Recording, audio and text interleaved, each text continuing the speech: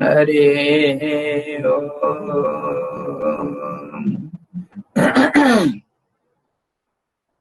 ओम श्री गणेशाय नमः।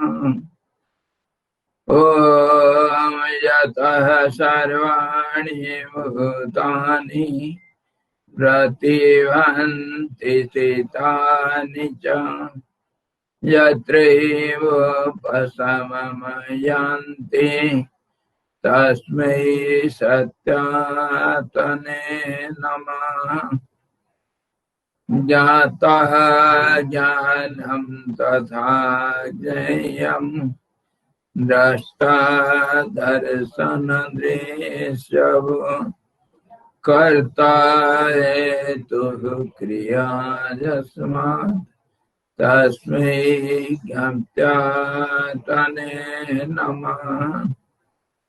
स्फुरन्ति सीकरा यस्मात् आनन्दसाम्बरे मनो सर्वेषां जीवनं तस्मै ब्रह्मानन्दात्मने नमः। ब्रह्मानन्दात्मने नमः। वेदोदधिं समनमध्य ज्ञानरत्नं समुद्रितम् येन तस्मै वसिष्ठाय गुरुणा गुरवे नमः। वशिष्ठ जी भगवान की जय। सद्गुरु भगवान की जय। सच्चिदानंद भगवान की जय। सद्दा ब्रह्म की जय। सरस्वती महारानी की जय। योग वशिष्ठ जी भगवान की जय।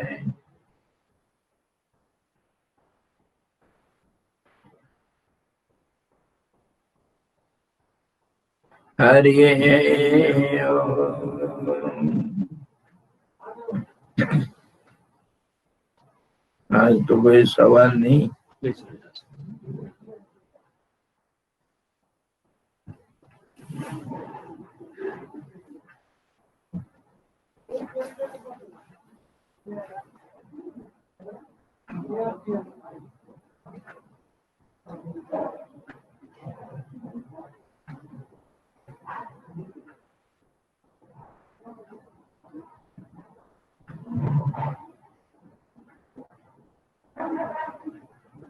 तो कल हम देख रहे थे निर्वाण प्रकरण का पूर्वार्ध का 28वां अध्याय में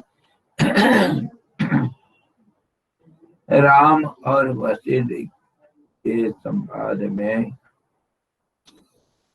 सम्यक तत्वज्ञान के कारण घटादि समस्त पदार्थों की सत्ता और असत्ता का निर्णय करने के अनंतर विषय कामना से शून्य हुआ मन तत्व ज्ञान के प्रभाव से शांत हो जाता है। जहाँ बर्फ होगा वहाँ ठंड लगेगा और जहाँ आग जलेगा वहाँ तो गर्मी पैदा होगी। इस हिसाब से तत्व ज्ञान के प्रभाव से मन शांत हो जाता है। सम्यक ज्ञान के प्रभाव से मन सत्य और शीतल हो जाता है। सत्य बन जाता है, सच बन जाता है। मन क्या सत्य है? बिल्कुल मन का नाम ही झूठा। मन चंचल है, इसलिए चंचलता का नाम असत्य है। उसी के कारण सारे अज्ञान, भ्रम, अनिश्चितता, शंका, ये सारे चंचलता के कारण है। मन उसका प्रतीक, और सत्य हमेशा स्थिर है, इसलिए शीतल है। सत्य और शीतल हो जाता है, वह न तो किसी की निंदा करता है और न किसी की स्तुति। निंदा स्तुति भी समता में होता है, और समता में ये नहीं हो सकता। वह न प्रसन्न होता है और न शोक ही करता है। शोक और सुख, ये दोनों अलग अलग गुण मन के भी समता से ही होते हैं।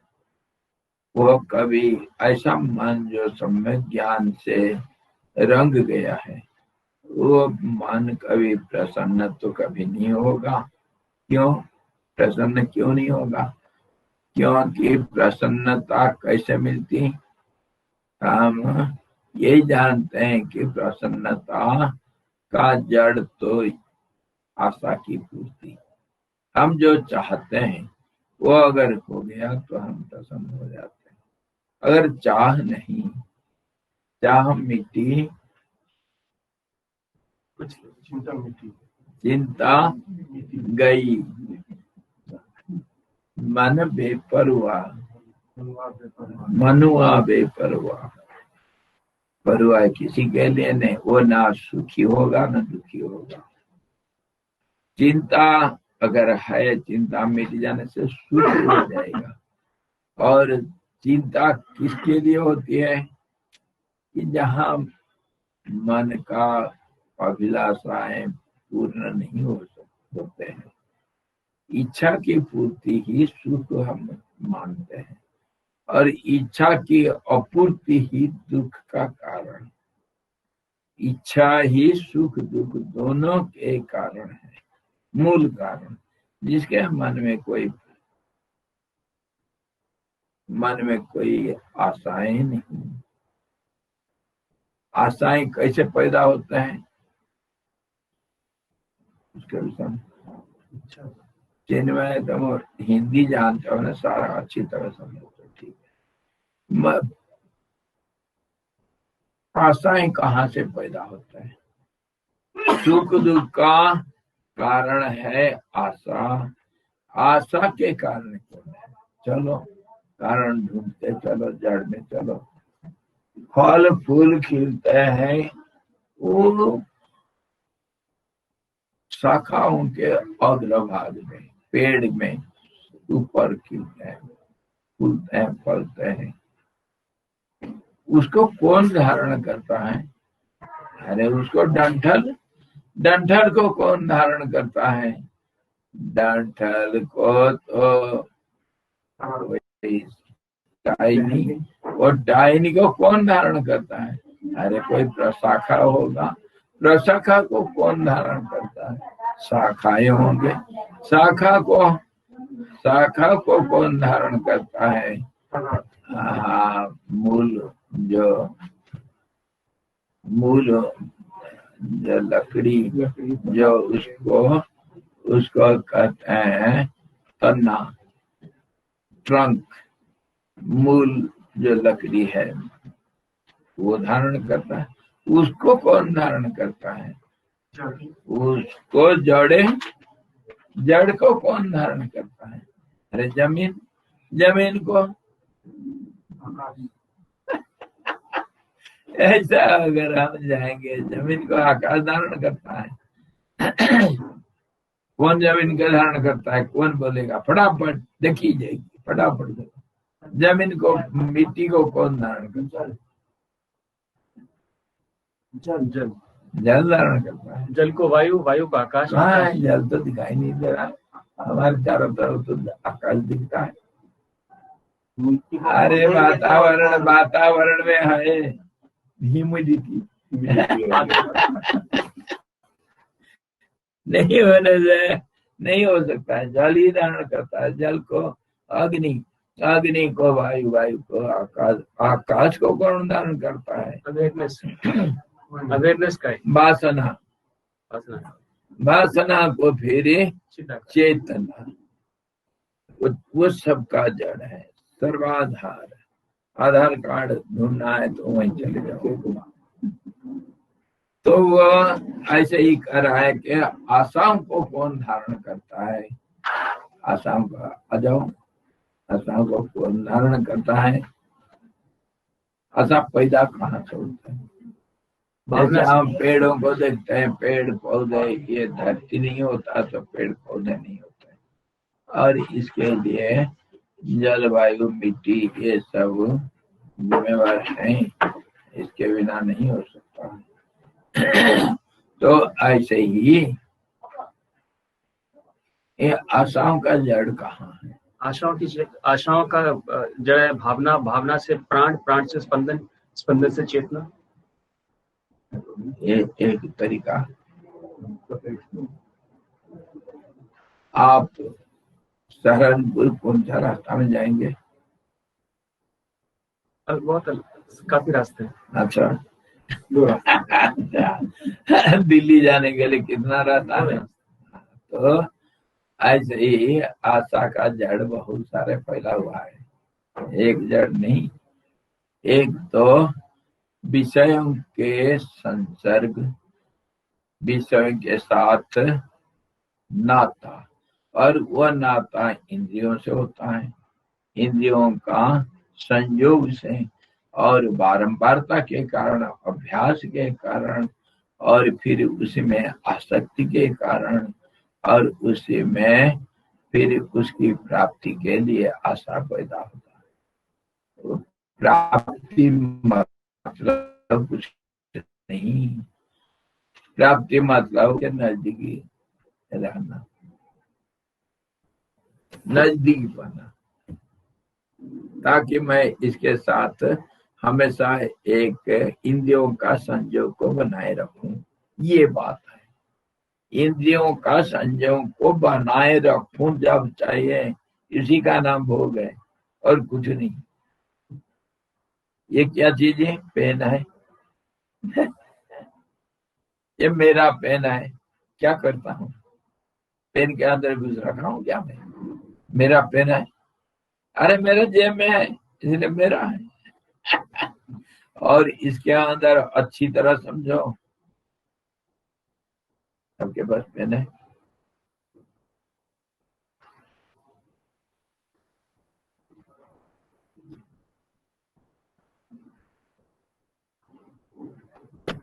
ये मेरा पेन नहीं, मैं पकड़ रहा हूं, ये इतना दूर रख दिया मैं, 2 हाथ दूर, लेकिन वह मेरा है, और ये मेरे जेब में है, मैं पकड़ रखा हूं, देख रहा हूं आंख के पास, लेकिन ये मेरा नहीं। क्या समझ में आया? एक आसक्ति, आसक्ति और ममता, मेरा पना जो मन मान लिया, मन का नजदीक पना को कहेंगे ममता, मन का नजदीक पना। मेरा मेरा कहने से ये मेरा नहीं हुआ, पर ये मेरा हो गया। तो इससे क्या समझ में आया?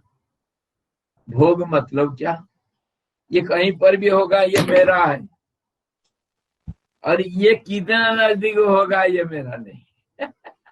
विषय से इंद्रियों हाँ, नजदीक पना मतलब शरीर का नजदीक पना भी हमेशा नहीं होता है, मन का नजदीक पना और इंद्रियों का नजदीक पना।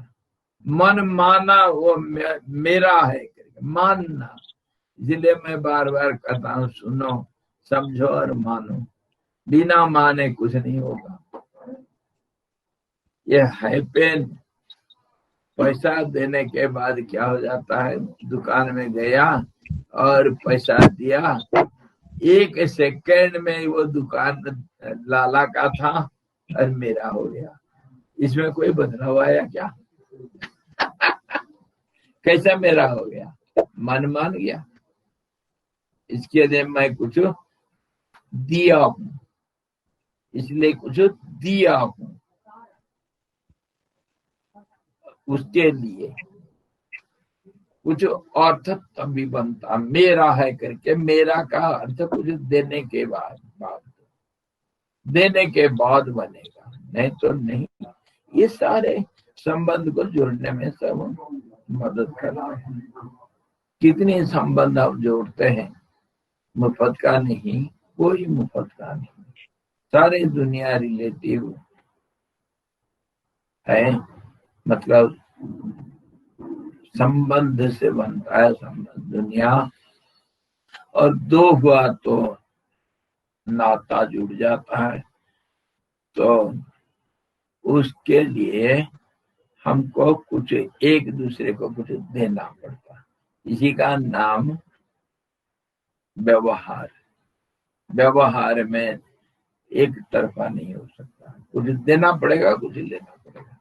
तो हम ये जो बारंबारता के कारण एक विषय के साथ संपर्क, उसको बारंबार किए तो समय दिए और शक्ति दिए, और उसके लिए भी कभी और कुछ परिश्रम भी देना पड़ता है। परिश्रम का फल धन के रूप में लो या और कुछ भी रूप ले सकता है वो, लेकिन उस सब के पीछे ये है, हम देश काल परिस्थिति को जो अपना मानते हैं उसी को त्याग करते हैं, समय को देना पड़ता है, और समय के अनुसार परिस्थिति के अनुसार जो हम कर्म करते हैं, कर्म का फल को देते हैं, कुछ ना कुछ देना, कुछ कभी कुछ लेना। ये है दुनिया का व्यवहारिक का नाता, व्यवहारिक नाता। सारे दुनिया एक व्यवहार का, व्यवसाय का केंद्र है, बिना दे ले नहीं सकते हैं, बिना ले दे नहीं सकते हैं। ये दोनों जिंदगी का एक एक प्रणाली है, इसी तरह हम आगे बढ़ते हैं। तो इसके लिए ये सारे चीज को याद विचार करने से हमको पता चलता है कि आशाओं का जड़ कहाँ है। बारंबार आसक्ति, बारंबार का मतलब कोई चीज को बार बार अगर हम इंद्रियों का संयोग में लाते हैं, एक चीज को बार बार देखो, उसमें फिर आसक्ति हो जाएगा, तो आशा हो जाएगा मेरा होना चाहिए, मेरा होना चाहिए। राग भी ऐसी पैदा हो जाता है। राग मतलब तो आसक्ति, अटैचमेंट। प्रभु से भी ऐसी करते हैं, जैसे गुरु से प्रभु से जो है बारंबार फंसी होती है। हाँ, और गुरुदेव का ये सारे विश्लेषण के बाद गुरुदेव ये सारे थ्योरी को इतनी सिंपलीफाई किए हैं, इतनी सरलता से समझा दिए। साधना मतलब क्या है, अटैच और डिटैच, बस जोड़ो और तोड़ो, जोड़ना और तोड़ना ये साधना है। गुरुदेव का करना था अटैच और डिटैच। अटैच कैसे, कहाँ से कहाँ जोड़ना है और कहाँ से तोड़ना है। तो वो उदाहरण देते थे कि ये दुनिया एक जंक्शन, हमारे कितनी जंक्शन में क्या होता है, रेलवे जंक्शन क्या होता है, 50 गाड़ियां आना जाना, कितना क्या क्या धंधा चलता रहता है जंक्शन में। कितनी रास्ताएं अलग अलग आकर के सब उधर जुड़ता है, वहीं से कोई रास्ता बदलते हैं, आना जाना देने वाला रात भर लगा हुआ रहता है। तो वहां पर जंक्शन में एक स्पेशल एक इंजन हमेशा रहता है। वो क्या करता है, कहीं मालगाड़ी से कुछ सामान भर करके लाए हैं, उसको वहीं रुकना है, तो उसको वो 10 डिब्बाओं को वो डिस्चार्ज करके निकाल करके फिर लेकर के कहीं किनारे जहां माल उतारते हैं वहां लेकर के छोड़ देगा। अच्छा, फिर वहां से गया, कोई ट्रेन आया, ट्रेन से 2 डिब्बा दूसरी लाइन में जाना है दूसरे ट्रेन के साथ, उसको निकाला और वो ट्रेन खड़ा है उससे लेकर के जोड़ दिया। वहां से निकाला और यहाँ लेकर के जोड़ दिया। फिर कहीं और कुछ ऐसे ही सब डिब्बाओं को इधर से उधर, उधर से उधर, कहीं कोई ब्रेक वगैरह नहीं लगता है, कहीं कुछ गड़बड़ी हो गया, उस डिब्बा को उससे ट्रेन से निकाल करके उसका रिपेयरिंग के लिए रख देते हैं। तो उसका काम ही यही है, दिन भर ये इसको लो, उधर से उसको जोड़ो उसके साथ, वहां से उसको निकालो, उसको इसके साथ जोड़ो, आठ जोड़ना और तोड़ना, यही है उसका दिन भर का काम। तो इसको साधना मान लो। साधना मतलब क्या हुआ? मन को दुनिया से तोड़ो और भगवान से जोड़ो, लगे रहो, इंडिया लगे रहो।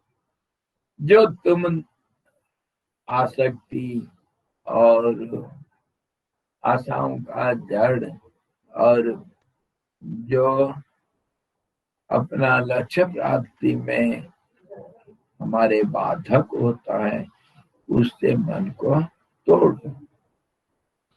ये नहीं चाहिए। विवेक से ये नहीं चाहिए, ये नश्वर है, ये थोड़ा देर में टूट जाएगा, फूट जाएगा। अरे ये कांच का खिलौना लाया, कैसे यार कांच का खिलौना लाया, नहीं इसको वापस करो। क्यों? अरे बच्चों को देंगे तो 2 मिनट में तोड़ देगा, नश्वर है। ये क्षण भंगुर है। और वहाँ प्लास्टिक का लाया, ठीक बहुत अच्छा है, वो पूम पूम करता है। बत्तख का लाया ना, उसको दबाओगे तो पूम करेगा, ये बच्चे के लिए ठीक है, ये अच्छा है, ये 1-2 साल चलेगा, रंग भी अच्छा है। ये कपड़ा का, ये ठीक है, ये तो पकड़ के रखेगा। वो क्या डली होता है, डल, हाँ वो कपड़ा का या कुछ चीज का होता है, बच्चों को दे दिया, वो मेरा बच्चा है, तो इसको वो पकड़ के, सॉफ्ट टॉयज, हाँ उसको हमेशा पकड़ के बच्चा रहेगा, उसको कोई तोड़ फोड़ कुछ नहीं होता। तो ये है अच्छा, ये ज्यादा दिन चलने वाला, ये टूट जाएगा 2 मिनट में, इसको हमको नहीं चाहिए, ये मुझे चाहिए। इसी का नाम तो विवेक है। और ये विवेक के द्वारा संसार से मन को तोड़ना, इसी को प्रत्याहार कहते हैं। प्रत्याहार, मन को विषयों से खींचना। कुरुमंगा निव सर्वसा, जैसे कछुआ अपने अंगों को बाहर से खींच करके अंदर समेट लेता है, ऐसे ही साधक को मन का गतियों को खींच करके अपने अंदर अंतर्मुखी करना चाहिए। इसका नाम तोड़ना। और अंतर्मुखी मतलब परमात्मा से जोड़ना। तो परमात्मा क्या चीज है? परमात्मा क्या चीज है? चीज बड़ी है मस्त मस्त। अरे परमात्मा तो हर चीज में बड़ा अच्छा लगता है यार, स्वाद भी अच्छा है, रूप भी अच्छा है, सुनने के लिए भी अच्छा है। ओमकार देखो ध्वनि, सप्त स्वर कैसे अच्छा लगता है, कान के लिए अच्छा, खुशबू भी अच्छा है। परमात्मा को खुशबू कैसे है? जब मन एकाग्र हो जाता है, योगियों का अनुभव करते हैं, नाक को कितनी किस्म के खुशबू आता है। हाँ जी। परमात्मा का खुशबू बड़ा मजेदार खुशबू होता है, उसका वर्णना नहीं किया जा सकता है। और गुरुदेव कभी बोलते थे कि लड्डू क्यों मीठा है, क्योंकि परमात्मा मीठा है, रसो वैसा। परमात्मा का जो स्वाद बड़ा मीठा है और उसका सुगंध बड़ा आरामदायक है और उसका रूप मनमोहन। सारे दुनिया मोहिनी रूप लेंगे तो दुनिया पलट जाएगा। और उनका प्रकाश, सारे प्रकाश का प्रकाश, स्वयं प्रकाश, तो हर चीज में रूप भी बड़े सुंदर। और स्पर्श करो, कौन सा स्पर्श आपको अच्छा लगता है? मलय पवन का है, मलय पवन मतलब जो जिसमें चंदन का पेड़ उगता है, वो सबसे बड़ा धीरे मंद और शरीर के लिए बड़ा अच्छा लगता है, ना ठंड ना गर्म, तो उसका स्पर्श अच्छा लगता है। हाँ, तो उसको पैदा करने वाले वही है। पवन का बाप आकाश, आकाश का बाप वही है। इसीलिए सारे जितने सुंदरता या जितने इंद्रिय को ग्रहण करने के जितने रूप रस गंध इत्यादि सबका आखिर वहीं से आता है। क्योंकि भगवान मीठा है इसीलिए लड्डू मीठा है, भगवान सुंदर है इसीलिए फूल सुंदर है, भगवान बड़े मुलायम है इसीलिए हमारे मलय पवन इतने अच्छा स्पर्श अनुभव होता है, भगवान ठंडा है इसीलिए बर्फ ठंडा है, भगवान गर्म है इसीलिए सूरज गर्म, धूप गर्म होता है। सब गुणों को और कर्मों को, सारी चीजों को माया जो घरवाली है, जो दुनिया को सृष्टि करती रखती और नष्ट कर देती है। आखिर सुबह उठेंगे गृहिणी, वो सारे घर का झाड़ू झूड़ू लगा करके, घर को साफ सफाई करके और रंगोली डाल करके पवित्र करके फिर भोजन पानी बना करके सारा परिवार को देखभाल करती है। और शाम को क्या करता है, सब सब फिर बंद कर देती है। तो ऐसे ही माया परमात्मा का जो शक्ति ये संसार रूपी गृह को बनाती है, उसका रक्षा करती है और फिर शाम को उसको समेट लेती है। तो माया सब चीज मयाध्यक्षेण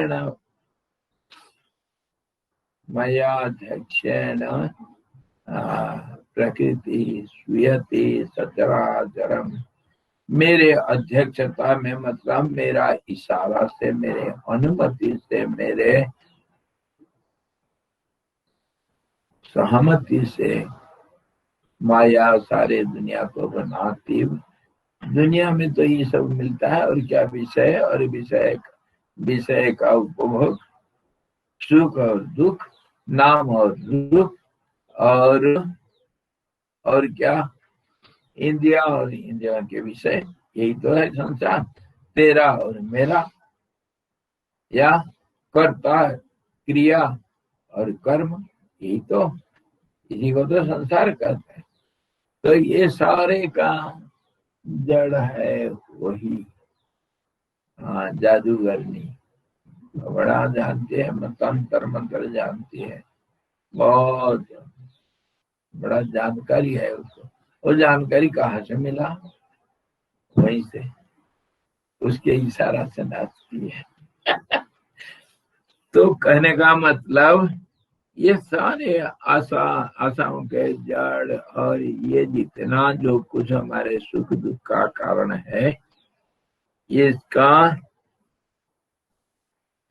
जब खत्म हो जाता है, सब लोप हो जाते हैं, आशाएं नहीं, चिंता नहीं, तो सुख भी नहीं रहेगा, दुख भी नहीं रहेगा। जहाँ सुख होगा वहाँ दुख, जहाँ दुख होगा वहाँ सुख। दिन है तो रात अवश्य आएगी, रात है तो दिन को कोई नहीं रोक सकता है। तो इसी प्रकार ये शोक, दुख, शोक, संताप और सुख, आनंद जिसको हम कहते हैं, ये सारे चीज मन का ही खेल है। मन मतलब दो, मन मतलब दो से बना मन, व्यवहारिक मन। और वो जब नहीं है तो सुख भी नहीं और प्रसन्नता भी नहीं।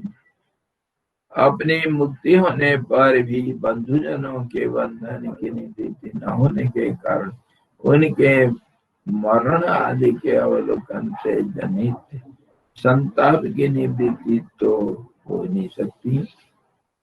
इसके ऊपर तुम क्या कहोगे? अच्छा ठीक है भाई गुरुजी, आपके बाद हम मान लिया हमको दुनिया में कुछ नहीं चाहिए और मेरी कोई आशा नहीं। अभी मेरे सारे आशाएं सब मैं तिलांजलि दे दिया, जाओ मुझे कुछ नहीं चाहिए दुनिया में। मैं जब कंगाल था, मांग रहा था, कुछ नहीं मिल रहा था, अब समझ में आ गया मुझे कुछ नहीं चाहिए, मुझे कुछ नहीं चाहिए, मेरे पास सब कुछ है, जाओ। ऐसा जब कह दिया तो फिर क्या हो जाएगा मेरा हालात? मैं तो बंधन से मुक्त हो गया, संसार का ये विषय बंधन से, मन का सुख दुख रूपी बंधन से, शरीर के लिए भी चिंता नहीं। क्यों? शरीर के नाता से तो मेरे को सब जरूरत पड़ता था, और जब कुछ नहीं है तो शरीर का नाता क्या रह गया? भोजन करना शरीर तो करेगा, अच्छी चीज दिखेगा, देखूंगा तो शरीर तो देखता है, इंद्रिया शरीर के अंदर है। इसीलिए अगर इंद्रिया खत्म हो गए, जरूरतें खत्म हो गए और फिर इंद्रिया चुप हो गए तो शरीर का क्या जरूरत रह गया? क्या उसका मतलब क्या रह गया? तो मुझे शरीर बंधन से, इंद्रियों का चंचलता से, इंद्रियों का बंधन से, जाल से, मन के आशाओं के जाल से मुझे मुक्ति मिल गया। हो गया ना? अरे यार नहीं हुआ अभी तक। मेरे को तो हो गया, मेरे भाई तो उधर बैठा हुआ है वो तो सिर फोड़ रहा है, उसको प्रमोशन चाहिए बेचारा, उसके पत्नी रो रही। अरे उसके 2 बच्चे हैं, वो पढ़ाई नहीं हो पाया। अरे बड़ा बच्चा, वो इतना बड़ी लड़की हो गई 30 साल की, उसके शादी नहीं हो रहा है, क्या होगा? उसका होगा क्या? मुझे तो मुक्ति मिल गई। हाँ, क्या होगा? ये है अभी समस्या, इसको हम कल भी विचार कर रहे थे और आज भी बड़े ढंग से विचार करेंगे। मेरा तो हो गया काम, और दूसरा का क्या होगा?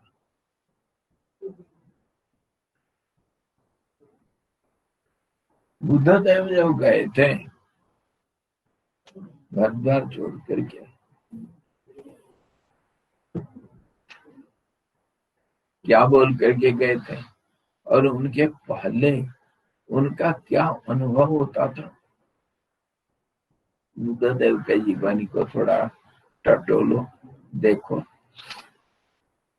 पहले दूसरों के लिए बड़े तड़पते थे, दूसरों का सुख दुख में बिल्कुल तल्लीन हो जाते थे। मतलब दूसरों का सुख अपना सुख, दूसरों का दुख अपना दुख, वो स्वभाव से उनको बचपन से था। वो देवदत्त एक हंस को तीर मारा था ना, और वो हंस गिर गया था घायल होकर के बगीचा में सिद्धार्थ के सामने। तो वो भाग करके गए, उसको ला करके बनाया, उनका उसका मतलब मरम पट्टी। हाँ, उसका देखभाल करके उसको बचा लिए थे, प्राण बच गया था, उसको तीर हटा दिए थे। तो वो भाग भाग करके छोटा भाई आ करके, भैया मेरा हंस दे दो मुझे। नहीं, ये तेरा नहीं हो, उसको मैं नहीं दूंगा, मैं रखूंगा। वो कहानी जानते सब। पिताजी फिर कह दिए उसको, देवदत्त को दे दो हंस। वो माना नहीं, नहीं मैं नहीं दूंगा। जब पिताजी जबरदस्ती किए, भाई राजा पिताजी हैं, तो मानना पड़ा। उस समय एक कोई साधु पकड़ महाता वो सभा के पीछे खड़ा था, तो वो चिल्ला करके राजा को चेतावनी दिया, राजा आजकल जैसे कंगना चेतावनी देती है किसी को, उद्धव ठाकरे को, तेरा तेरा घमंड टूट जाएगा, मेरा मकान तोड़ दिया तू। तो ऐसे ही वो महात्मा चेतावनी दिया था। महाराज वो पीछे खड़ा होकर जोर से चिल्लाया, प्राण को हरण करने वाले का दावा प्राणी के ऊपर, शरीर के ऊपर नहीं होता है। प्राण को जो बचाता है उसी का होता है दावा, उसी का हक होता है। तुम अन्याय कर रहे हो। जोर से चिल्लाया। न्याय तो ये है, जो प्राण को बचाया प्राण के ऊपर उसका अधिकार है।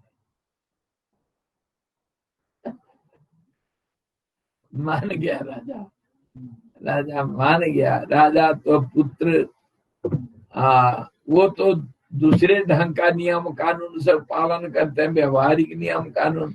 उसमें व्यवहारिक नियम कानून में ममता रहता है, तेरा मेरा रहता है, निष्पक्ष नहीं होता है। और साधारण नियम कानून यही तो होता है, जब मारा उसी का होगा है। और अभी देखो, अभी सारे संसार का नियम कानून कैसे धीरे धीरे बदल रहा है। जब संसार इकट्ठा हो रहा है, सारे जगत इकट्ठा हो रहा है। चाइना का गया नहीं, पहले से भी है ये कानून। सारे यूनिवर्सल रूल क्या है, अगर भारत और पाकिस्तान लड़ाई हुआ, भारत का कोई वीर पाकिस्तान का कोई लड़ाक को मारा, तो भारत का उसके ऊपर हक नहीं। भारत का सैनिक अगर पाकिस्तान का सैनिक को मारा, तो हक पाकिस्तान का है। मारने पर भी जैसे शिकार मारते हैं, शिकारियों का अलग नियम, जो शिकार पहले मारेगा उसको शिकार उसका होगा। ये सब व्यवहारिक नियम, इसमें कोई समता नहीं है। इसमें नियम कानून बदल जाता है उस देश का परिस्थिति के अनुसार, लेकिन जो वैश्विक नियम है उसमें कोई भेद नहीं रहता, तो एक ही होता है नियम। तो कहने का मतलब सिद्धार्थ जी दूसरों के लिए इतना तड़पते थे, दूसरे का दुख अपना दुख मानते थे, और उसके बाद वो कभी रात को सोते थे तो चिल्ला करके उठते थे। उनका अंतरात्मा दूसरों का दुख देख करके तड़पता था, चिल्ला करके उठते थे, घबराओ मत, घबराओ मत। मैं आऊंगा तुम्हारे मदद करूंगा। सपने में चिल्ला करके उठते थे और वह उनका खून खून में घुस गया था। तभी आधा रात छोड़ के जब गए, उनका एक लड़का था, क्या नाम, पत्नी का नाम, कैसे आप बुद्धदेव के देश के हैं? बेटे का नाम राहुल था। राहुल और पत्नी का नाम यशोधरा। यशोधरा पत्नी का नाम और बेटा का नाम राहुल था, राहुल गांधी। वो राहुल राहुल कोई था। सब बंदर हनुमान नहीं होते। तो जैसे भी होगा, वो जब गए, वो बोल करके गए थे मैं वापस आऊंगा। हमारे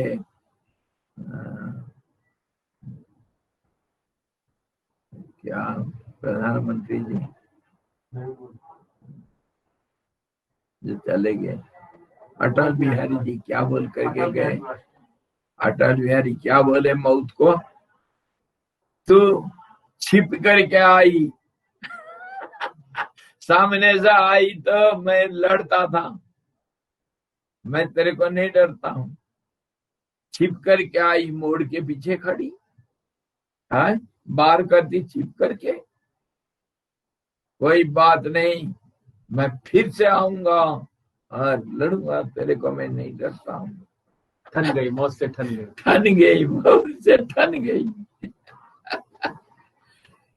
तो बुद्धदेव वापस आऊंगा करके कसम लिए और आए कहा?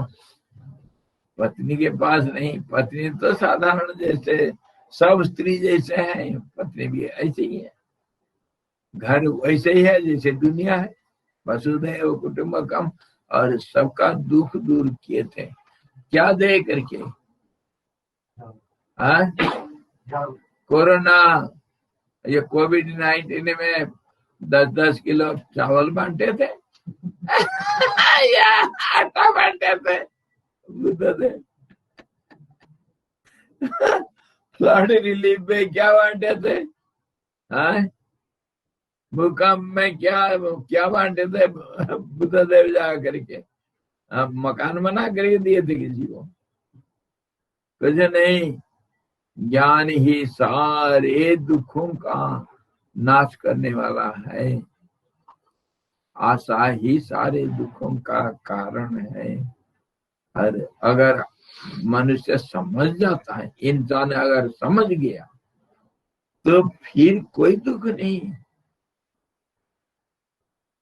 अरे चिड़िया भी तो पानी में, तो चिड़िया भी रहता है ना? नहीं रहता? बतख और जल कौवा और हंस सब नहीं रहते? मछलियां नहीं रहते हैं क्या? तो पानी से डर क्यों भाई?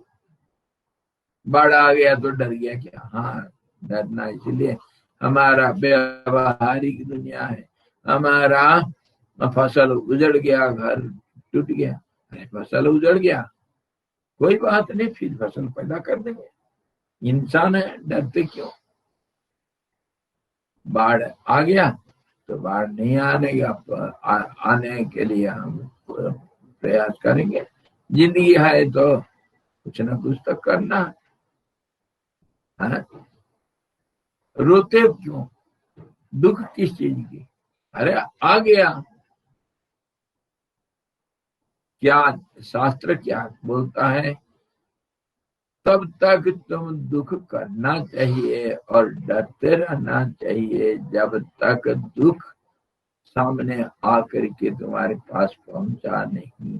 दुख या समस्या या जो भय का कारण जब तक तुम्हारे पास नहीं आया, तब तक डरते रहो। कोई बात नहीं, बाढ़ आ जाएगा, पहले तो डरे नहीं, जबकि उल्टा किया कर रहे हो तुम। बाढ़ आ जाएगा, चतुर्मास आने से हर साल बिहार में बाढ़ आता है। क्यों पहले गर्मी में क्यों तैयारी नहीं करते? फसल बो करके आराम से सो रखे, बाढ़ आया फसल उजाड़ दिया, और अपने जो सोया हुआ है मकान के साथ बहा दिया गया। अरे बाढ़ रोजाना हर साल आता है, पहले से जगह नहीं। भय का कारण जब तक नहीं आया तब तक भय को डरना चाहिए।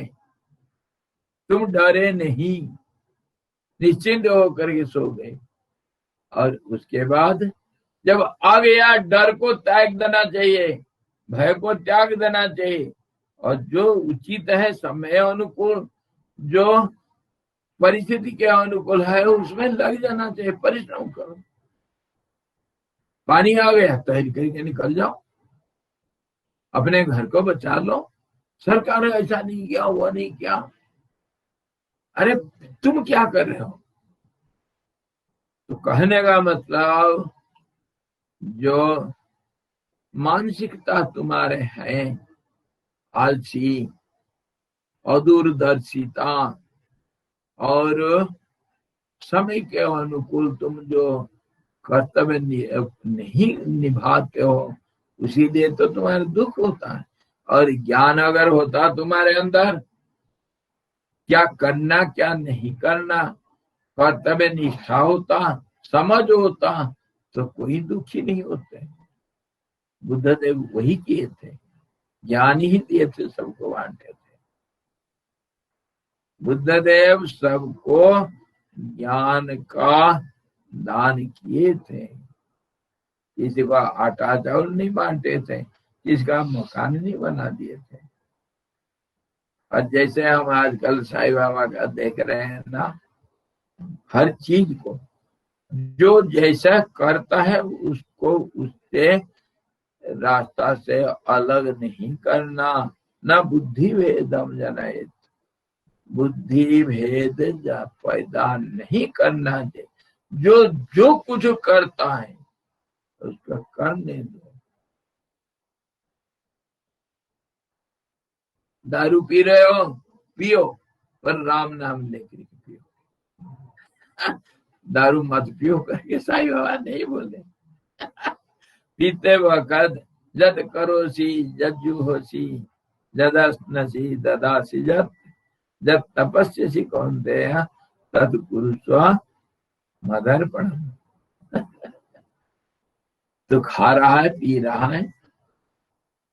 मीराबाई क्या कहा था, क्या किया था? जब जहर तुम पी सकते हो भगवान के नाम से, और वो जहर अमृत बन जाए, तो तुमको किस चीज का परवाह है यार?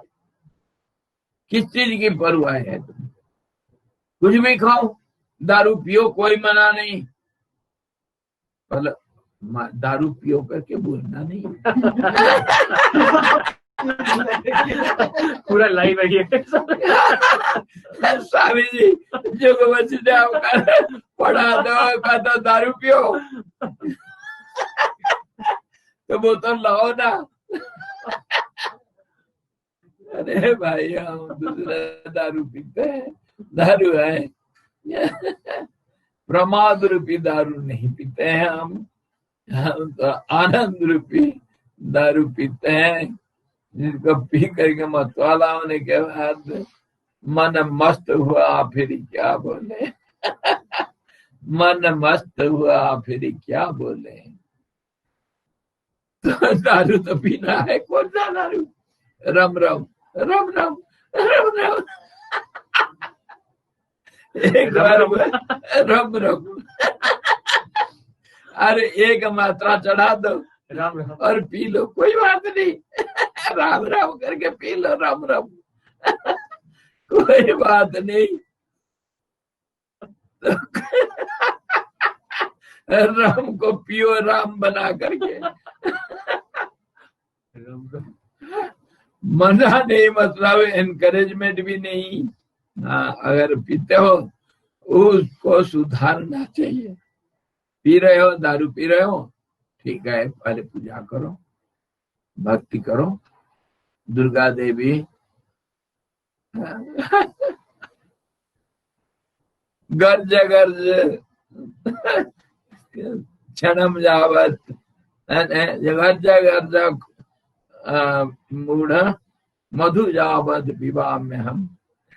मैं जब तक थोड़ा पी नहीं लेता हूँ मधु, तुम तब तक गर्जना करते रहो। अभी एक मारूंगा सलील मारूंगा। दुर्गा भगवती मारी थी जब राक्षसों को, पी करके मारी थी। तो वो क्या पी थी क्या नहीं पी थी वो अलग बात है, पर पी थी। और मधु मतलब दारू को भी मधु कहते हैं, और दारू को मधु कहते हैं, मधु को भी दारू कहते हैं। क्यों? ज्यादा अगर शहद पी लोगे तो नशा होता है, इसलिए दारू और शहद दोनों एक ही चीज है। शहद को थोड़ा पीते हैं, दारू भी एक बूंद पियो, तुम्हारा दवाई में क्या है? अल्कोहल तो सब है, दवा दारू। इसलिए जहाँ दारू पीते उसको मधुशाला बोलते हैं। मधुशाला कहते हैं, इसीलिए तो मधुशाला। तो कहने का मतलब पीना मना नहीं, जरूरत के अनुसार पीने से कोई खराब नहीं। हर चीज का इस्तेमाल कैसा होता है, अत्यधिक तो सब जगह पर। उसी को गीता में कहा गया, मतलब सीमित जितना चाहिए शरीर को, षड्रस चतुर्विध भोजन सब चीज चाहिए शरीर के लिए, और जो चाहिए मात्रा के अनुसार लोगे तब तो वो तो दवा है, और मात्रा से ज्यादा हो जाएगा वही अमृत जो है वही जहर हो जाता है। वो व्यवहारिक दुनिया के सब नियम कानून। और यहाँ है बुद्ध देव सबको ज्ञान ही वितरण किए थे। बुद्ध देव की कहानी सुना दो एक, कृष्णा की कहानी। कृष्णा एक वो क्या दिए थे, दूसरों का दुख कैसे दूर करते हैं, ये सबसे बड़ा उदाहरण है बुद्ध देव की जिंदगी की। कृष्णा जो पहली चेली बुद्ध देव की थी, और सारे बौद्ध धर्म प्रचार में वो सबसे बड़ा भूमिका निभाई थी। कहीं किसी प्रांत में उस समय जब बुद्ध देव का अवतार था, बुद्ध देव जब गांव कहीं घूम करके ज्ञान वितरण कर रहे थे, भिक्षा वृत्ति, और उनके साथ भी कुछ उनके अनुयायी रहते थे। अनुयायी और शिष्य में थोड़ा बहुत अंतर है। जो उनको मान लिए थे भाई यही हमारे सब कुछ, ये हमारे पथ प्रदर्शक है, तो घूमते थे, एक जगह कभी रहते नहीं थे। तो वो कहीं घूमते घूमते यही ज्ञान का उपदेश देते थे और इच्छा से जिंदगी निभाते थे। तो कभी किसी एक जगह, एक गांव में कहीं एक बहुत बड़ी सेठानी थी, बहुत बड़ा धनी महिला, जिसके दुनिया में बहुत सारे संपत्ति और रिश्ता नाता उनके बहुत सारे थे, धनियों का सब जैसे होता है। तो उस समय वो बूढ़ी जब बुद्ध देव के समय में, उस समय के लिए वो बूढ़ी हो गई थी, उसके जितने रिश्ता नाता थे सब गुजर गए, कोई एक भी दुनिया में नहीं, लड़का लड़की और नाती नातेड़ी जो जैसे भी भाई सास ससुर सब कोई नहीं दुनिया में उसका। और उसका एक लौता छोटा सा एक लड़का है, 12-13 साल का किशोर अवस्था का एक लड़का था, और उसका संपत्ति 50 गांव में बिखरा हुआ है, और उसका कितने धन है उसको गिनती करने के लिए उसको लेखा जोखा रखने वाले भी उसके पास कोई नहीं होते थे, कोई है ही नहीं दुनिया में, उसका संपत्ति पड़ा हुआ है।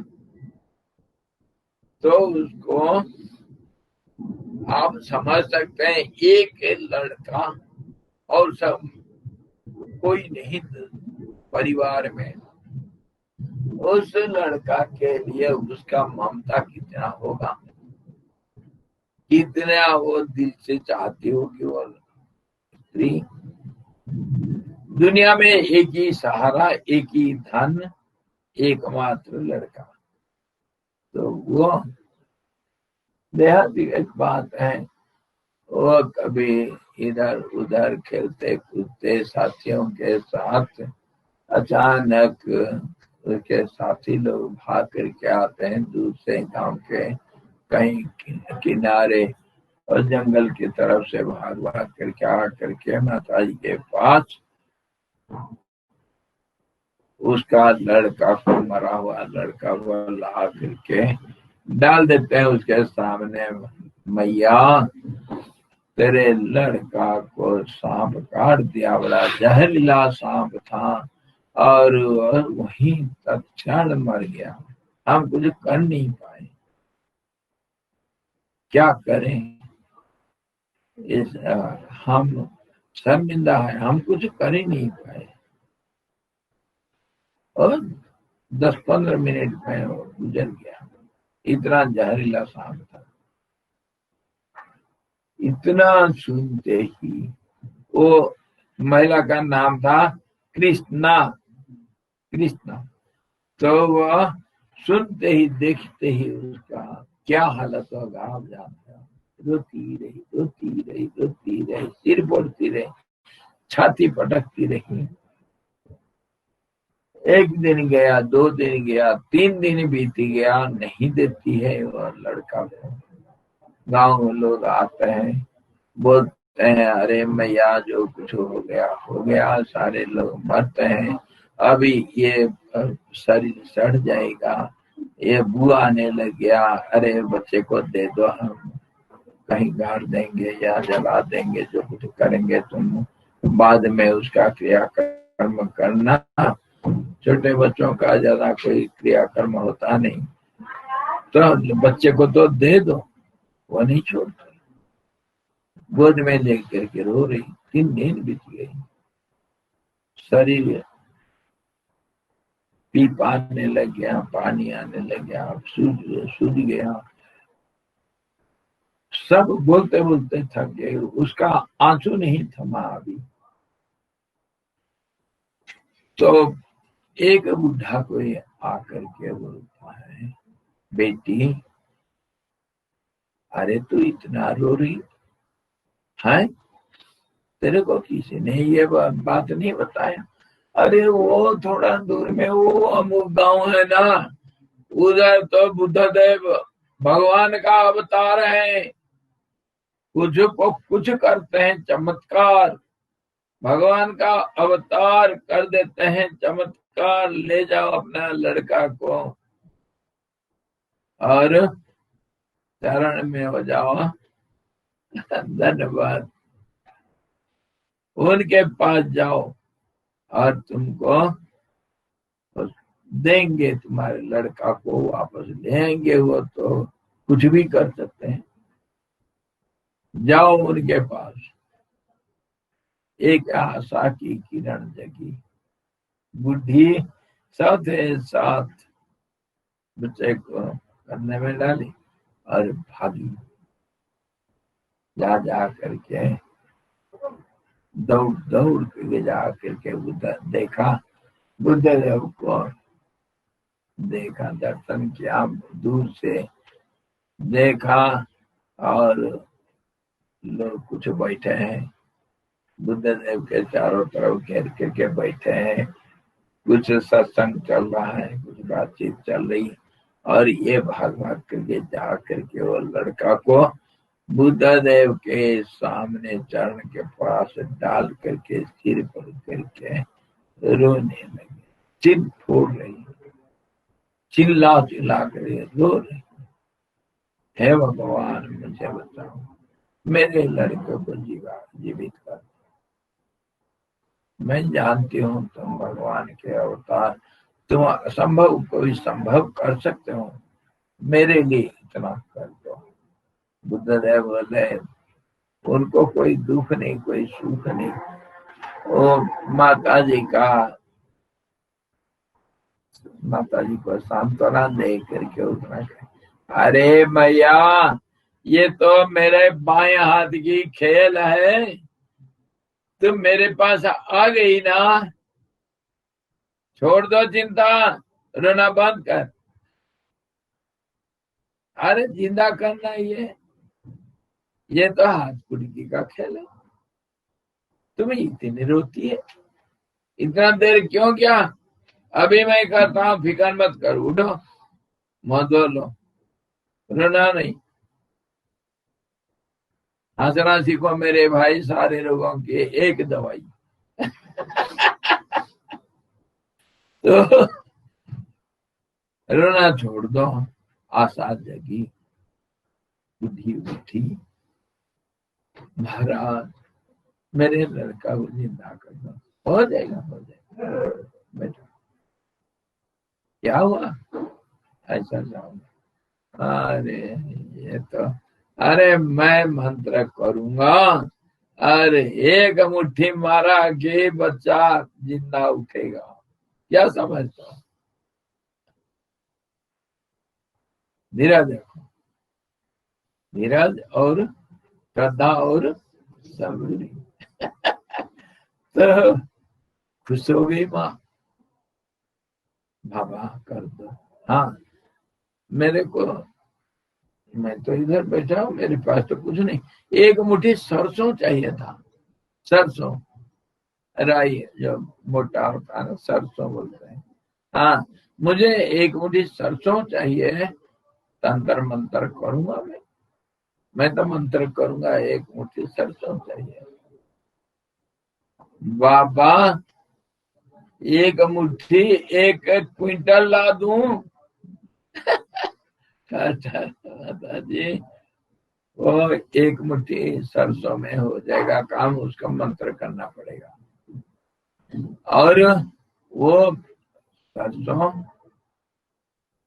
तुम लाना माता जी, तुम लाना, तुम्हारे अपने हाथ में, क्योंकि तुम्हारे लड़का है ना, और तुम लाया हुआ जो सरसों होगा उसी को मैं मंत्र कर सकता हूँ, दूसरे का छूना नहीं, दूसरे छुएंगे नहीं। अच्छा, और मैं करता हूँ मंत्र, लाओ। और भागी, कहाँ जा रहे हो? अरे हमारे घर में बहुत सारे, अभी तो आमदनी हुआ सरसों की, ढेर सारे पड़ा है। न ठहर, सुनो, अपने घर से लाने से नहीं होगा यार, दूसरों के घर से लाने से काम में आएगा वो मंत्र, ऐसा नहीं होता है। हाँ जी, दूसरों के घर से मांग करके लाना। अरे मांग करके क्या, सब हमारे गांव में सबके पास सरसों है, मैं अभी लाती हूँ। सुनो, एक मुट्ठी लाना, ज्यादा नहीं चाहिए मुझे, तुम अपने हाथ में लाना और मांग करके लाना दूसरे के घर से। और सुन लो, तुम्हारे घर में ये लड़का मर गया ना, इसको जिंदा करना है, जिसके घर में कोई मरा नहीं होगा उसके घर से लाना।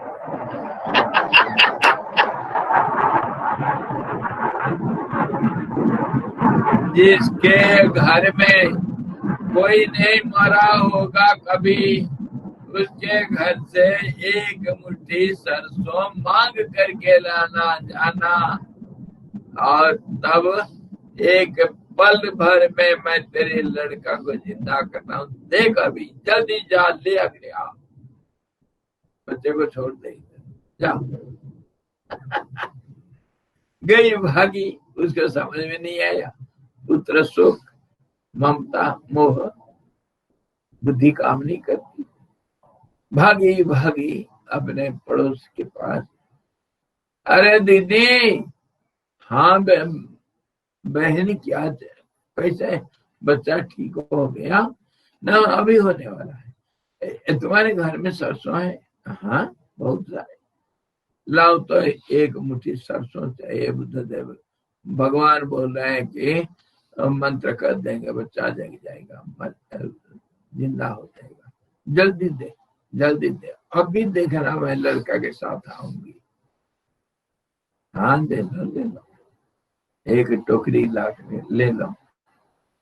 तो हाथ मार रही थी एक मुट्ठी लेने के लिए, याद आ गया, दीदी तुम्हारे घर में कोई मरा है?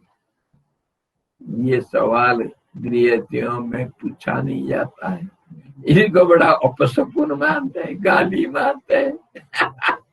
माता लोग तो इसको शुभ शकुन मानते हैं, कोई मर गया ठीक है भाई, चलो मिठाई खाएंगे।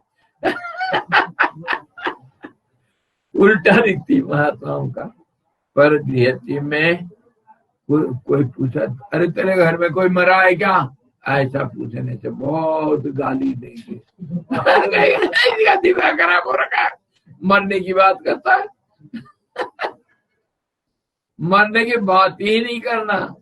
हाँ दूर से, जमराज को दूर में बैठा रखो, और जबकि वो चोटी के पकड़ के बैठा है सिर के ऊपर, कोई नहीं देखता है, तो वो कहा, हाँ बहन तेरे को तो मालूम है साल भर के पहले तो मेरे भैया गुजर गया था ना, और उसका तो सालियाना बासी की तो अभी महीना भर हुआ गया। तेरे को, अरे बड़ा फिर रोने लग गया। फिर जब याद आ जाता, मेरा भैया कितना प्यारा था, सारे घर का धंधा वही संभालता था, अरे क्या करूं, वो जब से गया मेरे दुख का पहाड़ आ टूटा मेरे ऊपर, और रोने लग गई। ये छोड़ के भागे दूसरे के पास, अच्छा अच्छा रहने दो, दूसरे के घर में जाती है, अरे भाई सरसों है बहुत है, ले लो, लेते वक्त याद आती है तुम्हारे घर में कोई मरा है क्या, कूद कूद करके सब रोते, सारे गांव घूम गई, कहीं ऐसा कोई घर है जहाँ चिता नहीं जलता। तभी तो मैं गुरु वंदना में कहा है, संसार में एक श्मशान घाट है संसार का नाम, कौन सा घर है जहाँ चिता नहीं जला? ऐसा कोई घर बता सकते हो? ऐसा कोई जमीन बता सकते हो जहाँ चिता नहीं जली? कोई गारंटी दोगे? श्मशान घाट में बैठे हो, रो रहे हो जिंदगी भर, अरे कहते हो हमारा सुंदर दुनिया, हाँ हाँ हाँ,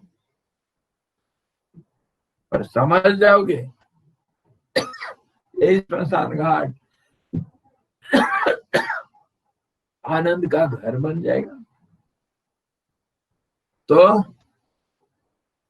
सारे गांव घूम गई, नहीं मिला, दूसरे गांव में गई, कहीं नहीं मिला सरसों, ऐसा घर कहाँ जाए? घूमते घूमते शाम हो गया, 2-3 गांव घूम गई, तब उसको होश आता है, अरे मैं क्या कर रही हूँ, है ऐसा कोई घर दुनिया में मिलेगा जहाँ कोई कभी मरा नहीं? ये तो मेरा मूर्खता है। समझते समझते सोचते सोचते धीरे धीरे वापस आई, शाम हो गई, पहुंचती बिना सरसों का, और बुद्धदेव पूछते हैं, मैया सरसों लाई? बाबा ऐसा कौन सा घर होगा दुनिया में अब मुझे कहाँ बता दिए। तो बुद्धदेव उसी से समझा दिए। अब दुनिया का हाल देख लिया तुम, इसी का नाम दुनिया है और तू भी इसी के अंदर की है। तू कैसे सोचती है कि कोई मरा हुआ जी जाए? कैसे जी जाएगा? अब समझ में आ गया? अब समझ में आ गया बाबा। सारे दुनिया में यमराज ही नाच रहा है, काल ही नाच रहा है, काल और काली नाच रहे हैं। वही तो मैं गुरु वंदना में बताया था ना, संग काल संग पिशाच पिशाचिनी संग सहायक। हाँ जी, नित्य करता यहाँ नित्य महाकाल का नित्य क्रीड़ा स्थली यहाँ संग सहाय पिशाच भूत प्रेत संग सहायक। और सब नाच रहे हैं, गा रहे हैं और आनंद करें। काल का यहाँ क्रीड़ा स्थली है। यहाँ रहते हैं कौन? रोने वाले रहते हैं। इधर कोई हंसना कभी नहीं देखा। तो ये संसार को समझो। तुम कैसे सोचते हो कि तुम्हारे लड़का जिंदा हो जाएगा? उसका समझ में आ गया। घर क्या जाना था, शरण ले लिया बाबा। अब समझ में आया, सब कुछ समझ में आ गया। अब फिर नहीं रोगी। घर मेरा यही है, तुम्हारे चरण। जितनी संपत्ति था उसका, अनाप शनाप संपत्ति था, वो सारे धर्म प्रचार में लगा दी थी। चिलोन और बर्मा लगभग, खास करके चिलोन, बर्मा और मलेशिया वगैरह में ये सारा प्रचार प्रसार उस जमाने में जहाज सब आना जाना होता था, पहाड़ वाला जहाज। तो उसमें ये सबसे पहला और सबसे मुख्य प्रचारक थी कृष्णा, बुद्धदेव का पहला चेली। यही बुद्धदेव किए हैं, ज्ञान का वितरण किए हैं। वो आटा चावल नहीं बांटे।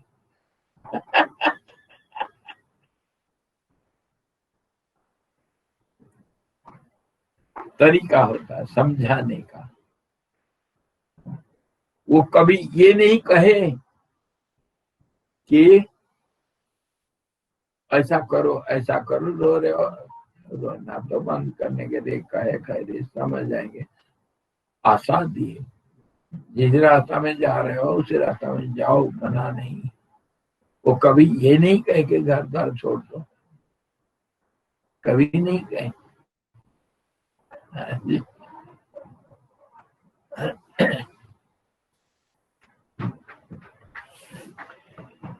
हे श्री राम जी, मैं तो मुक्त हो गया, मेरे भाई बहनों का क्या होगा, ये सवाल है। अच्छा, अरे अगर अगर तुम जंगल में जा रहे हो, अंधकार, घनघोर अंधकार। अभी मैं ये कहानी क्यों कहा? अभी वो कृष्णा के लिए क्या मरा हुआ लड़का है कोई? है? सारा दुनिया एक हो गया एक लड़के के पीछे, सब एक है। अभी मेरे लड़का के लिए कभी चिंता नहीं की, सारे दुनिया के लिए चिंता किया। ठीक है, तो दुनिया का क्या होगा?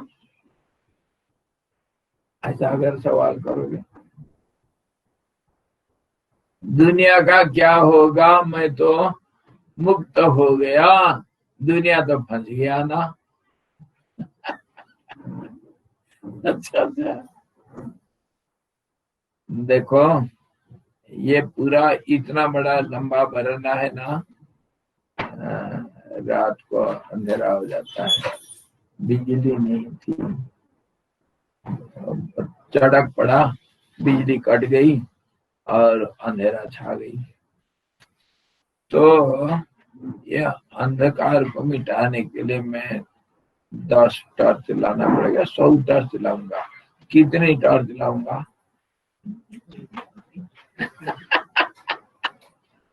उससे अंधेरा मिट जाएगी? मिट जाएगी? जब एक बत्ती जलती तो फिर सारी अंधकार दूर। तो एक तुम्हारे दिल में अगर बत्ती जल गई, ये क्या है वो? ये है मिंटो प्लस। दिमाग की बत्ती जलाए।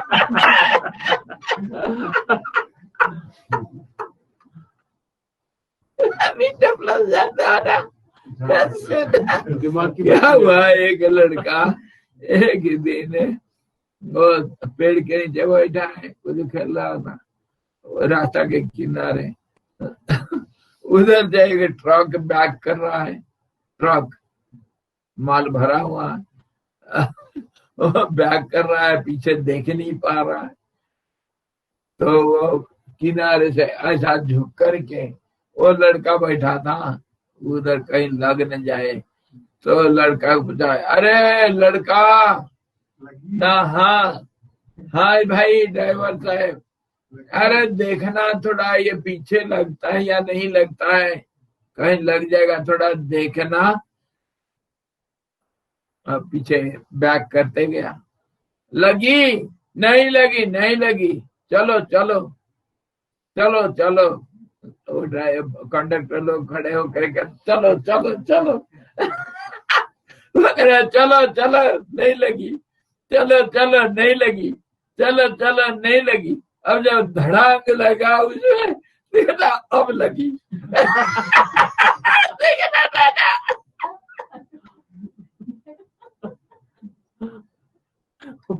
वही सरदार ने 2:30 उसने कहा ही था कि लगी, देखो लगी क्या? पूछ रहा था लगी क्या, देखना। नहीं अभी नहीं लगी, लगा, चलो चलो। जब आकर के धड़ाम लगा ना, ड्राइवर साहब अब लगी, अच्छी तरह लगी।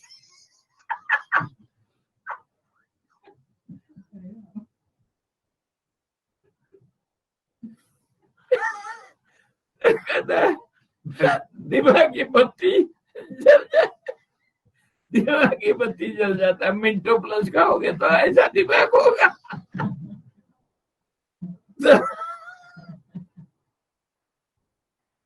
अरे यार क्या हुआ, कहाँ पर होंगे? एक बत्ती अगर जगेगी,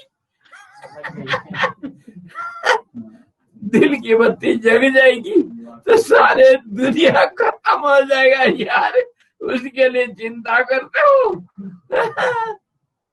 और दूसरा उदाहरण दो, दूसरा उदाहरण, अंधेरी रात, जंगल भयंकर, और तुम अकेले रास्ता भूल गए, जा रहे हो, और सामने देखे शेर खड़ा है, हाथ ऊपर करके तुमको निकल जाएगा, तो डरोगे, भय है, और चिल्लाओगे, सब कुछ, सारे दुखों का जड़ तुम्हारे सामने खड़ी है। अच्छा, अब बादल की रात, बादल आसमान, और अचानक बिजली चमकी, एक पल के लिए, एक पल के लिए बिजली चमकी, देखे तुम वो शेर नहीं था, पत्थर का शेर था। तो फिर वो जो बिजली मिट जाएगी, वो शेर को क्या होगा? वो शेर कहाँ जाएगा? वो बेचारा, उसको मुक्ति नहीं मिलेगी ना। वो जो शेर, उसके लिए जंगल कहाँ से लाना पड़ेगा या क्या करना पड़ेगा उसके लिए, वो बेचारा भूखा मरेगा। उसका क्या होगा उस शेर को? ये सवाल ऐसे ही है। अरे तुमको ज्ञान होना मतलब संसार नहीं है करके विचार दृढ़ीभूत होना, संसार तो नहीं है, तेरा मेरा है ही नहीं, तभी तो मुक्ति होती है। और जब तेरा मेरा है नहीं, संसार है नहीं, सब माया का एक जादू ही और एक सपना है।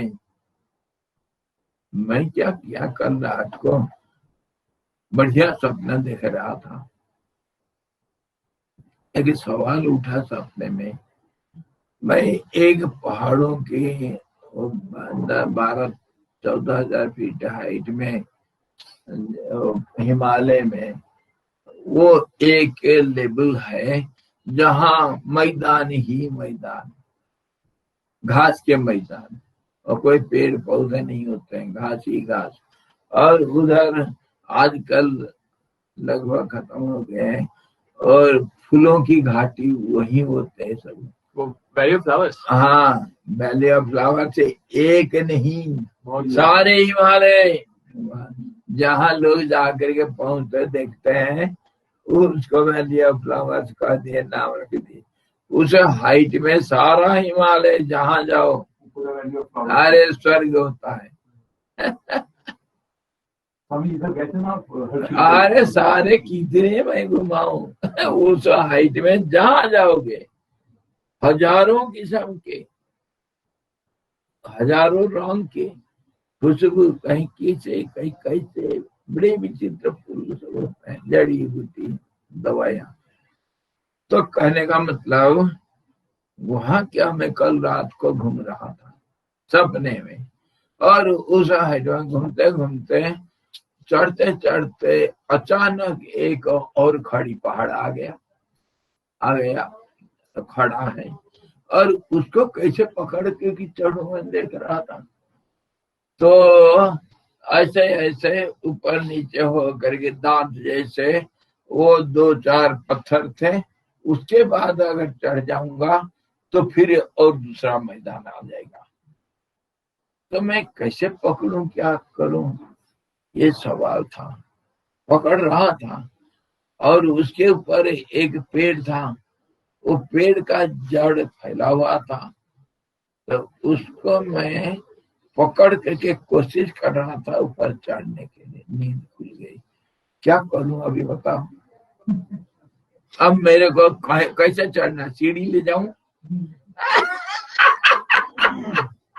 बताओ, अब मैं कैसे जाऊं ऊपर चोटी में।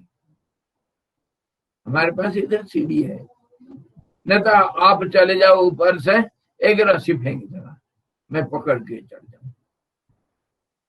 हाँ ही नहीं, है हाँ ही नहीं हो पा रहे। अच्छा ये कोई सवाल है क्या, ये कोई सवाल होता है। ऐसे ही सवाल पूछ रहे हो कि मैं तो, मेरे को तो मुक्ति मिल जाएगी, मेरे भाई बंधु और मेरे बाल बच्चों का क्या होगा। ये मूर्खता पूर्ण सवाल है, इस सवाल का कोई उत्तर नहीं होता है। हे श्री राम जी, क्योंकि सभी बंधुजनों को तो अवश्य ही मरना है, इसलिए उन बंधुजनों का वियोग होने पर आप निरर्थक क्यों संतप्त होते हैं। वो थोड़ा धीरे से समझा रहे हैं।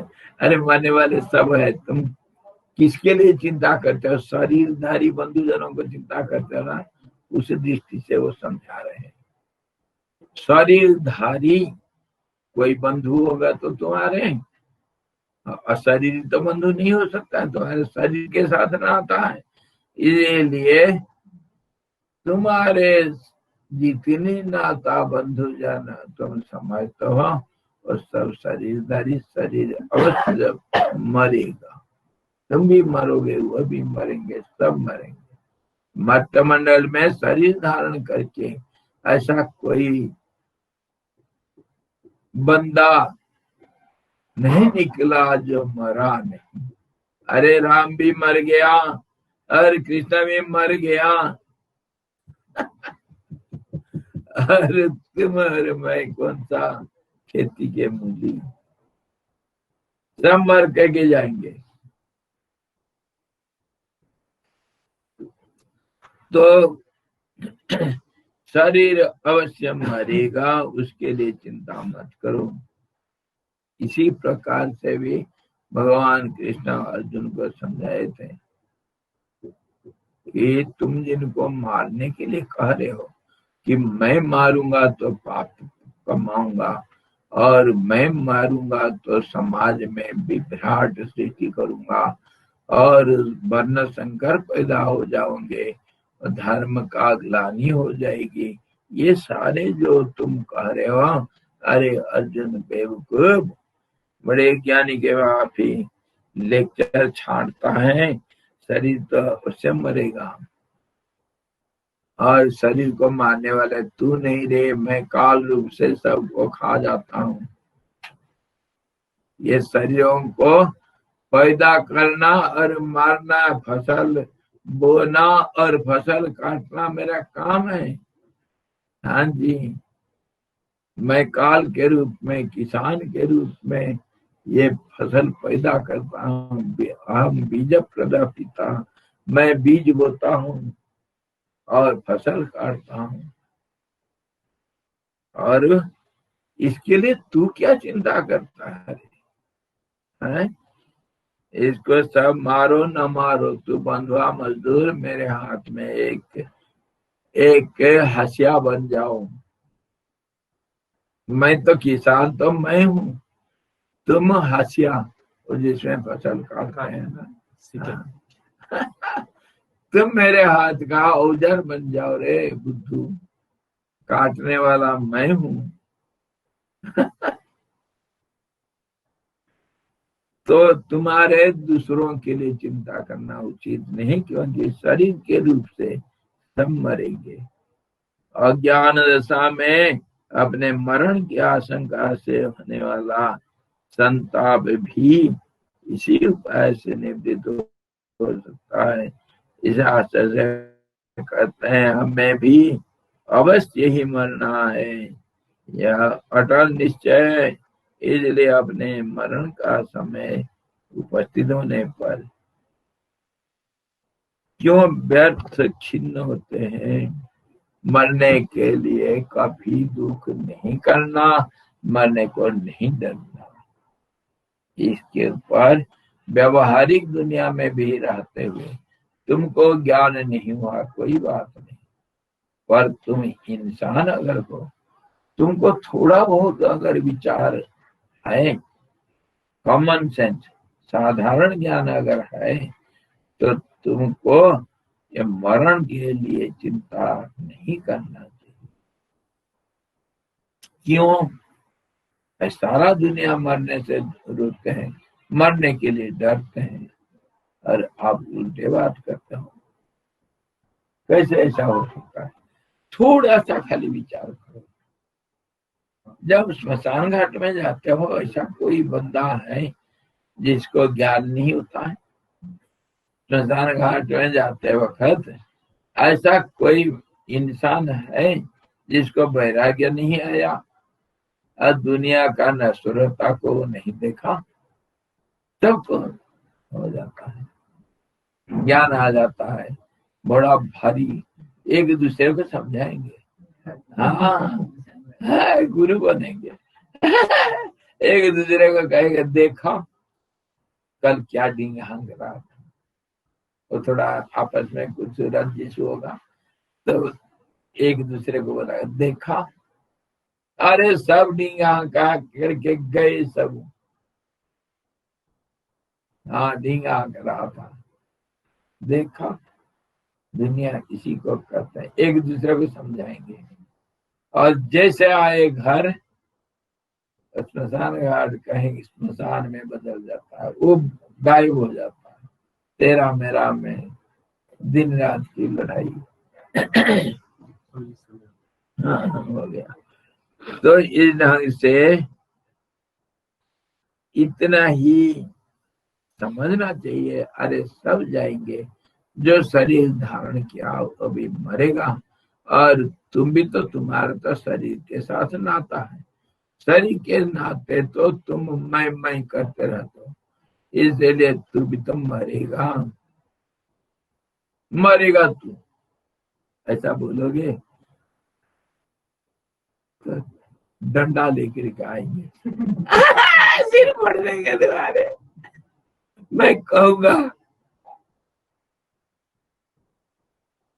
आज मेरा घर टूटा तो तेरा घर टूटेगा। ये बोलूंगा और मैं इतने ही खाली कह दूंगा, ध्रुव जी तुमको मरना पड़ेगा। कई गृहस्थी को बोल दूं और छोड़ देगा। ये महत्व है, ये महत्व है। दिन रात प्रार्थना करते हैं, लोका समझता सुखिनो भवन्तु, हाँ, और कहता है तुम मरेगा। हे हरि, हे भगवान बचाओ। ये बहुत अपमान, बहुत अपशकुन मानते हैं, जबकि ये परम सत्य है जो उसको स्वीकार करना चाहिए। और कैसे, एक श्लोक है, विद्या धन और धर्म, ये तीनों के बारे में कहा गया, ये नीति शास्त्र। जब विद्या अर्जन करते हो अथवा धन कमाते हो तो उस समय क्या सोचना मन में, अरे मैं अजर अमर हूं, कभी नहीं मरूंगा, अभी थोड़ी मरने वाला। अजरामरवत प्राज्ञा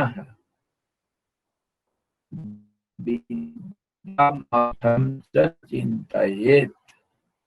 क्या करना, मैं अजर हूँ, अमर हूँ, मैं कभी नहीं मरने वाला हूँ, इसलिए लगे रहो। इंडिया, धन कमाऊंगा, धन कमाऊंगा। अगर सोचोगे कल मरूंगा तो धन नहीं कमा सकते हो। धन जब कमाते हो और जब विद्या हासिल करते हो, विद्या मतलब यही हमारे जो व्यवहारिक ज्ञान, इसको विद्या कहते हैं। तो इसको जब हासिल करने के लिए जाते हो, एक एमए क्या दूसरा एमए करने के लिए सोचो, हाँ जी अभी नहीं मरूंगा मैं। जब एक पीएचडी कर दिया, एक किसी के ऊपर डॉक्टरेट मिल गया, दूसरे भी करूंगा, मरने तक पढ़ते रहूंगा। ऐसा धन और विद्या ये दोनों को कमाना चाहिए, ऐसा सोचना चाहिए मन में, तभी ये बढ़ा सकते हो और कमा सकते हो। अजरा अमरवत प्राज्ञा, अजर अमरवत प्राज्ञा, ज्ञानी लोग क्या करते हैं संसार में, विद्याम अर्थम च चिंतयेत। इसका चिंता करना मतलब कमाना, इसके लिए प्रयास करना। और गृहीत्वेव कालेन केशेषु धर्म आचरेत। और जब धर्म कमाने के लिए सोचते हो ना, तब क्या सोचना, काल मेरे चोटी को पकड़ करके मेरे सिर में बैठा है और एक पल नहीं मरूंगा मैं, अब मरूंगा मैं, इसलिए हर पल धर्म कमाना। मैं नहीं मरने जीने वाला, एक पल के बाद मैं मर जाऊंगा। ये शरीर का निश्वास है नहीं विश्वास है, कदा रुद्धो भविष्यति। हाँ जी, एक पल में सांस रुका, चलते चलते हार्ट फेल होता। हाँ जी, समा बुझ जाएगा चलते चलते।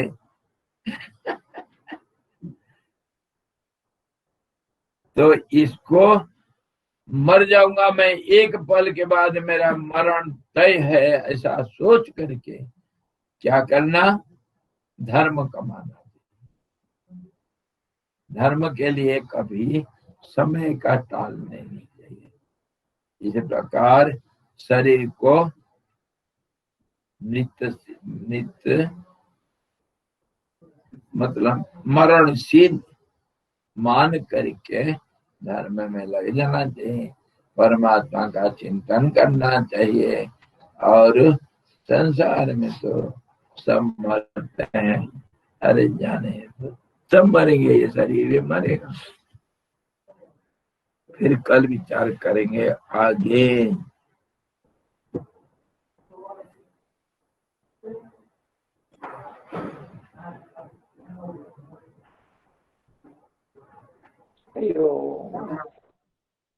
हरि ओम पूर्णमदः पूर्णमिदं पूर्णात् पूर्णमुदच्यते पूर्णस्य पूर्णमादाय पूर्णमेवावशिष्यते।